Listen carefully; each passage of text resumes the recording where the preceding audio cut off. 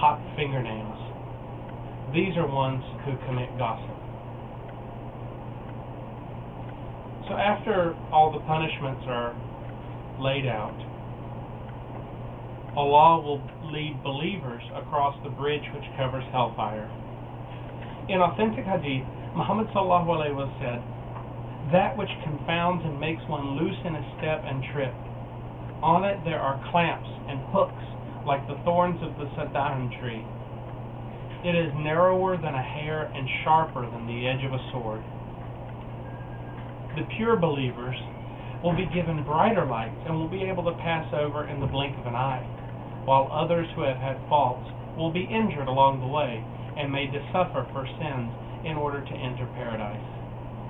The hypocrites will have no lights left and will eventually fall down into the pit of hellfire. Hellfire is a place set aside for disbelievers, hypocrites, and disobedient believers.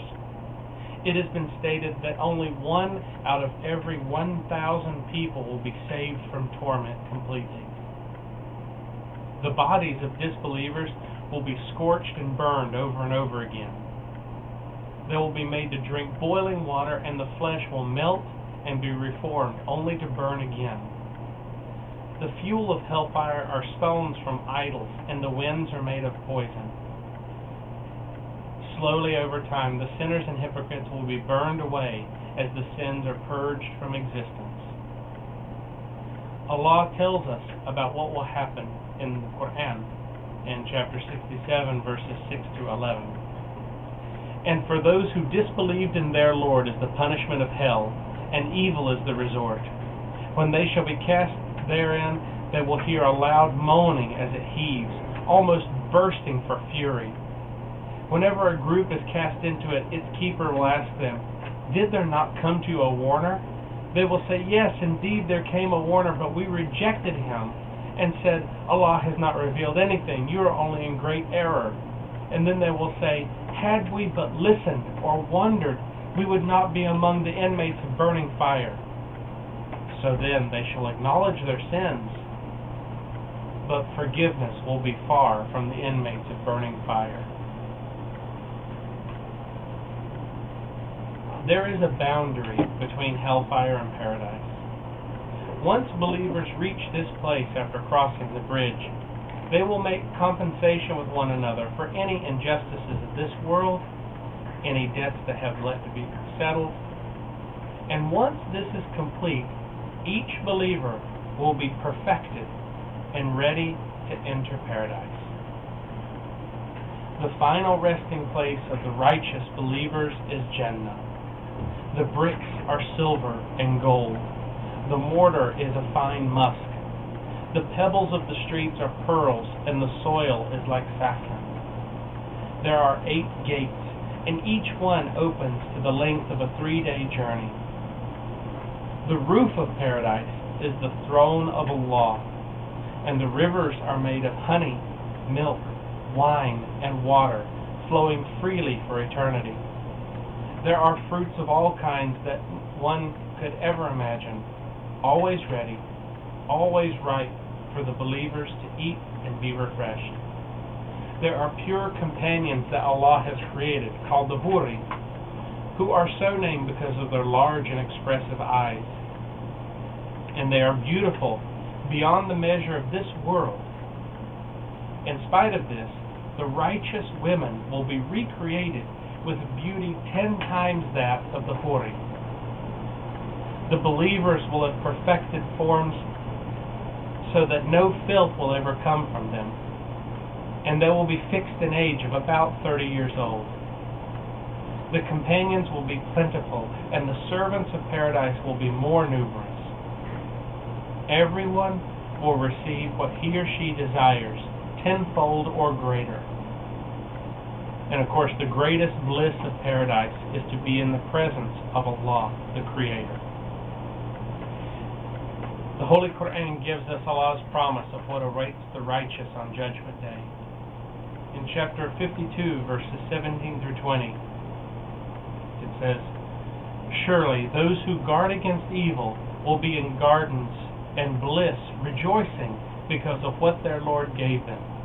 and their Lord saved them from the punishment of the burning fire. Eat and drink pleasantly for what you did, reclining on thrones set in rows, and we will unite them with large-eyed, beautiful ones.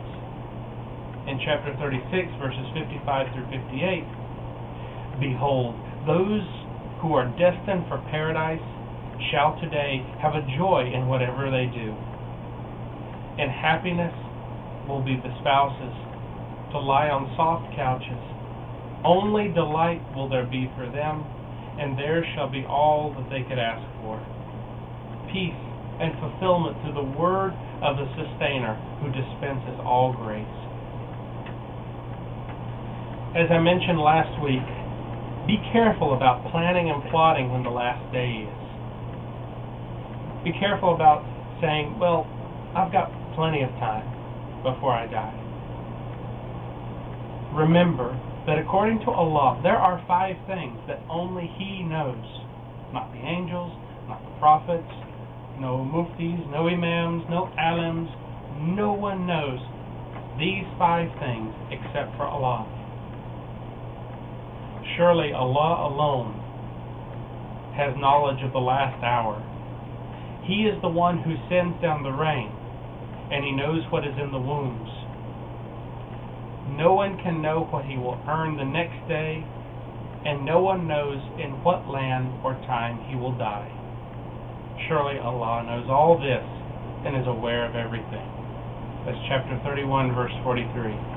So these 5 things: the hour of judgment, when the rain will come and what amount,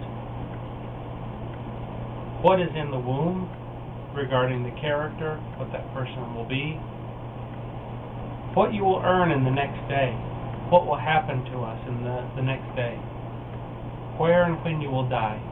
Those things are known only to Allah. And it's for that reason, my friends, my brothers and sisters, that I constantly invite all of you to stay strong on the path of Islam, to embrace the right way. For those of you who are Muslims, who may have been raised Muslim and have never actually formally taken a Shahada, we'll be giving you an opportunity very soon, and I do encourage it if you've never done it. For those who are not Muslim, and you want to have a share in paradise, the first step is to embrace this religion of Islam. The first step is to bear witness